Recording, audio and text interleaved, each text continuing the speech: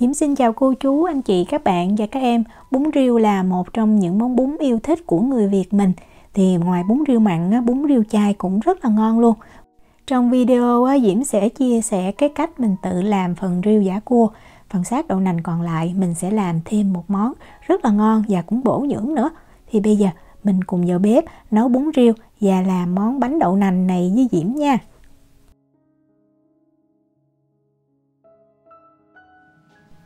Mình đi chuẩn bị trước đậu nành. Ở đây Diễm có 100g. Đậu nành này mình sẽ cho nước ở nhiệt độ phòng, không nóng cũng không lạnh, và mình ngâm.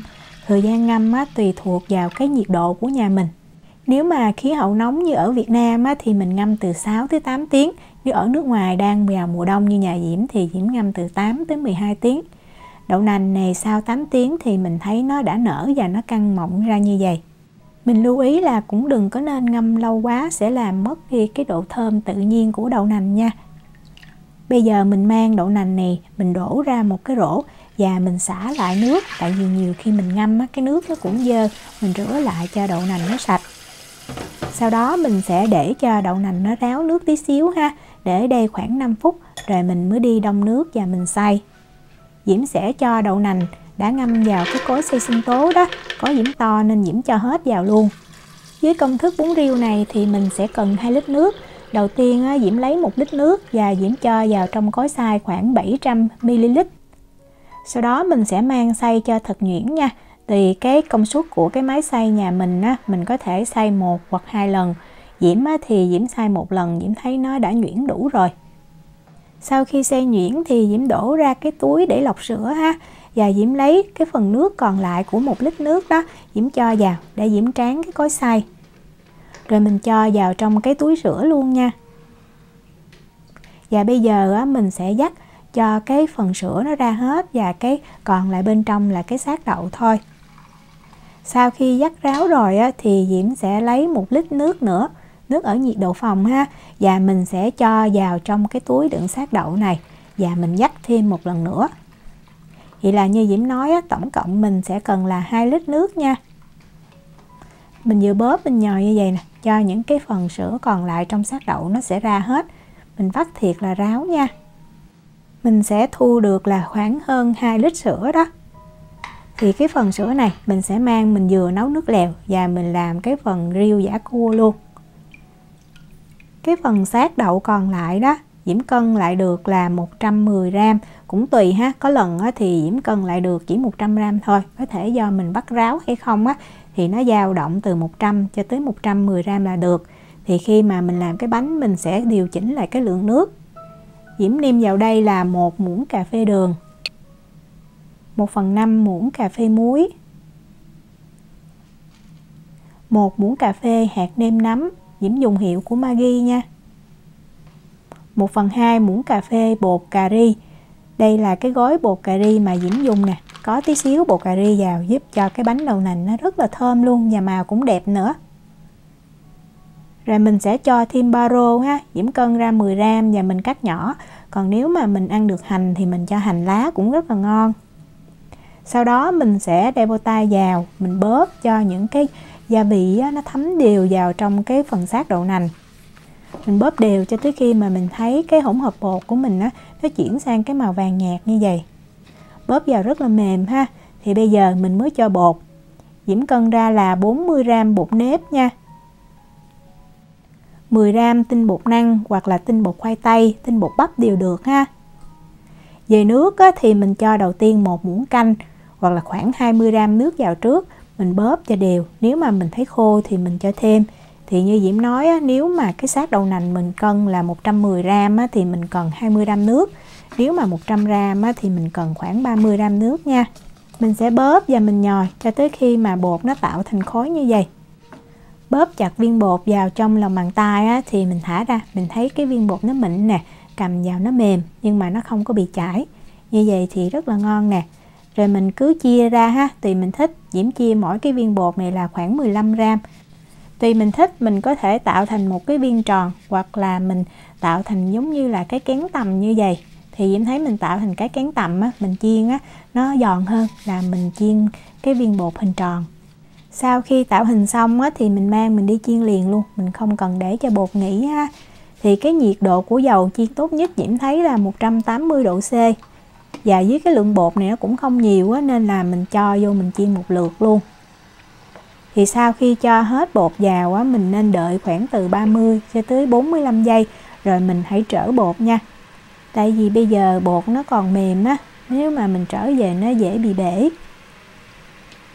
Sau 45 giây á, thì mình cứ gỡ nhẹ lên cho bột nó không có bị dính ở dưới cái đáy nồi, nó dễ bị cháy á. Và mình cứ đảo đều.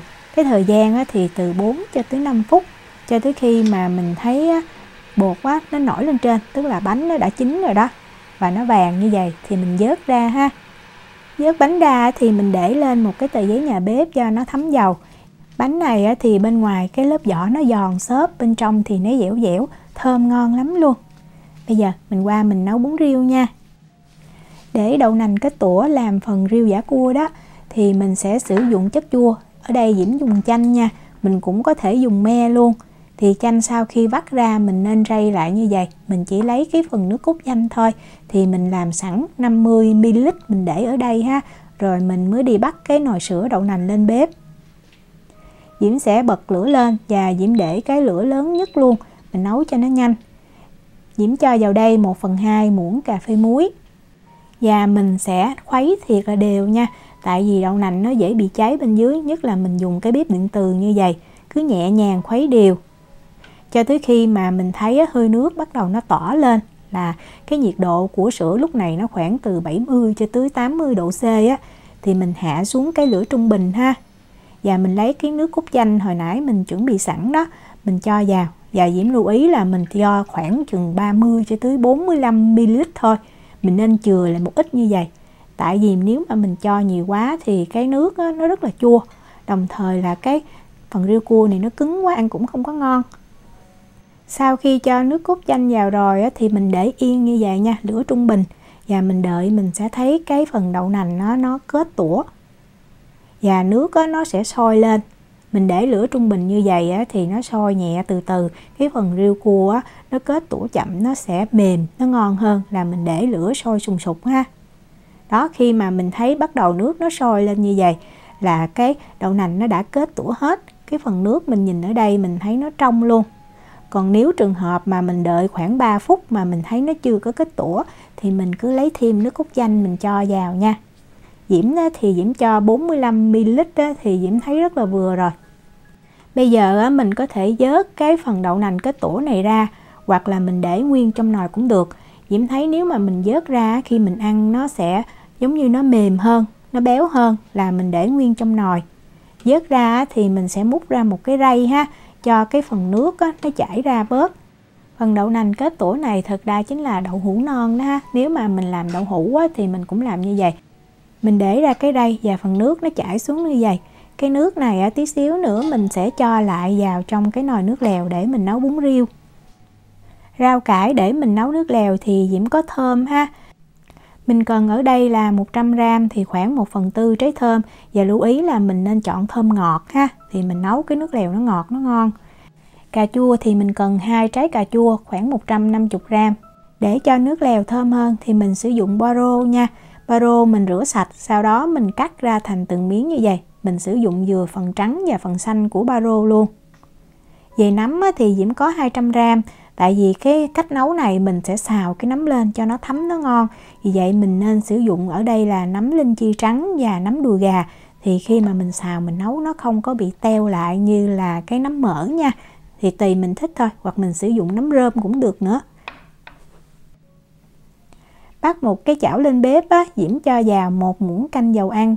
Và mình lấy phần ba rô hồi nãy mình đã cắt nhỏ đó, mình cho vào luôn. Bật lửa lớn nha. Và bây giờ mình sẽ xào cho cái bo rô này nó thiệt là thơm luôn.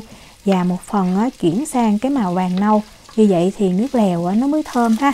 Chứ nếu mà mình chỉ xào sơ thôi thì nó lại không có thơm lắm. Mình đảo thiệt là đều tay cho tới khi mình thấy một phần nó chuyển sang vàng nâu như vậy. Thì mình lấy nấm mình cho vào ha. Cho hết 2 loại nấm luôn. Và mình đảo sơ khoảng chừng 5 cho tới 10 giây. Vẫn giữ cái lửa lớn nha. Rồi mình nêm vào đây 1 muỗng cà phê hạt nêm nấm. Mình nêm như vậy thì lúc mà mình ăn cái nấm nó thấm gia vị rất là ngon. Cho hạt nêm vào thì mình cũng tiếp tục mình đảo thêm khoảng 5 tới 10 giây nữa, rồi mình cho cà chua và thơm vào. Một trái cà chua thì Diễm cắt ra làm 6 nha. Rồi mình vẫn để cái lửa lớn này luôn, mình cũng đảo sơ khoảng từ 5 cho tới 10 giây. Rồi Diễm nêm thêm vào đây 1 muỗng canh nước mắm. Nước mắm thì Diễm sẽ dùng nước mắm chai, tại mình nấu bún riêu chai mà. Vẫn giữ lửa lớn và mình đảo sơ khoảng 5 tới 10 giây nữa là mình ngắt khỏi bếp được nha. Mình nấu rất là nhanh, tại vì nước rau củ mà không cần thời gian lâu và xào nhanh mới giữ được cái dinh dưỡng và màu sắc của rau củ. Bắt nồi nước sữa đậu lên lại bếp thì Diễm sẽ cho hết cái phần mà rau cải mình đã xào vào luôn. Mình sẽ múc một ít nước để mình tráng cái chảo ha, tại vì những cái gia vị và cái vị thơm nó còn trong chảo đó. Rồi mình lấy cái phần nước mà hồi nãy mình vớt cái đậu kết tủa nó chảy ra, mình cho vào luôn. Rồi bây giờ mình nêm nếm, Diễm cho vào 1,5 muỗng cà phê muối, 1 muỗng canh đường, 1 muỗng canh hạt nêm nấm. Để cho màu của bún riêu nhìn hấp dẫn hơn thì Diễm cho thêm 1 muỗng canh dầu màu điều. Và Diễm nêm thêm 1 muỗng canh nước mắm chai. Nước mắm chai hiệu này thì Diễm thấy ăn rất là giống nước mắm mặn, chỉ có cái mùi nó không nồng như là nước mắm mặn thôi. Và mình lấy cái phần đậu nành hồi nãy kết tủa đó, mình cho vào hết luôn nha. Đợi nước sôi trở lại và mình sẽ nếm. Thì cái gia vị của cái nước lèo này nó có cái vị chua, tại vì mình có cho chanh để cái đậu nành nó kết tủa đó. Vì vậy mình nêm cho nó đậm đà tí xíu, nó sẽ có cái vị chua mặn ngọt rất là ngon, lại thơm nữa. Diễm thấy khi ăn không có khác gì với bún riêu mặn đâu, chỉ thiếu thí dụ như chả thịt thôi. Thì khi mà ăn kèm với lại bún riêu này mình sẽ có rau ha. Diễm không có rau muống thì Diễm có bắp cải nè. Và Diễm thấy một loại rau thơm mình cần có, đó chính là rau kinh giới. Có rau kinh giới thì khi mà mình ăn mình sẽ thấy nó rất là giống cái bún riêu mặn luôn. Và để nêm thêm trong cái tô bún riêu thì mình sẽ cần ngò gai ha, hoặc là mình cho hẹ cũng được, nhưng mà Diễm thấy ngò gai ngon hơn. Ngò gai mình rửa sạch, sau đó mình cắt nhuyễn nha. Hoặc là mình cũng có thể cắt nhuyễn một ít cái phần xanh của ba rô để mình nêm lên cũng được. Khi ăn thì mình trụng bún hoặc mình hâm bún cho nó nóng lại, rồi mình múc cái nước bún riêu mình cho lên trên. Bún riêu này thì Diễm không có cho thêm đậu hũ, tại vì cái phần mà riêu giả cua chính là đậu hũ rồi, rất là nhiều luôn. Nếu mà mình thích mình cũng có thể dùng thêm với lại chả lụa chay nha. Cho thêm miếng tiêu lên nè, và dọn chung với lại cái phần bánh đậu nành mà mình đã làm. Gia vị cho cái bánh đậu nành này thì Diễm thấy rất là vừa ăn rồi. Còn nếu mình thích cay thì mình có thể chấm chung với lại tương ớt hoặc là tương cà đều được. Diễm chúc cô chú, anh chị, các bạn và các em có được bữa ăn thiệt là ngon.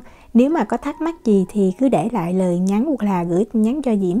Diễm cảm ơn sự quan tâm theo dõi video rất là nhiều. Hẹn gặp lại trong những video tiếp theo. Chào tạm biệt.